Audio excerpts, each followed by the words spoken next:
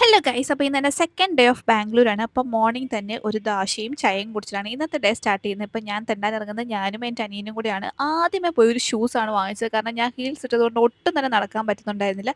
പിന്നെ പോകുന്ന വഴിയിലാണ് ഈ ലെഗിൻസ് കണ്ടിട്ട് കുഴപ്പമില്ലാത്ത ക്വാളിറ്റി ഉണ്ട്. അങ്ങനെ 2-3 ലെഗിൻസ് വാങ്ങിച്ചു. പിന്നെ പോയത് ഹെയർ ക്ലിപ്പൊക്കെ വാങ്ങിച്ചു. നമുക്ക് ഒരുപാട് കളക്ഷൻസ് ഉണ്ട് കേട്ടോ.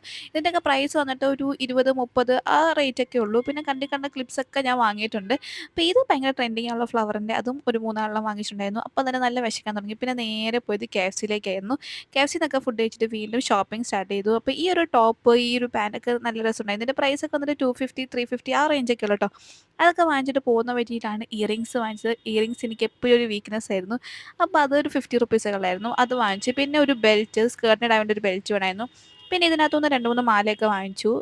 അത് കഴിഞ്ഞ് നേരെ പോയപ്പോഴാണ് ഷൂസ് കണ്ടത്. പിന്നെ മിച്ചുവിനൊരു ഷൂസ് വാങ്ങിച്ചു. പിന്നെ എനിക്കൊരു ബാഗ്. ഈ 2 ബാഗ് രണ്ടും എനിക്ക് ഇഷ്ടപ്പെട്ടു. പിന്നെ ഈ ഒരു ബാഗാട്ടോ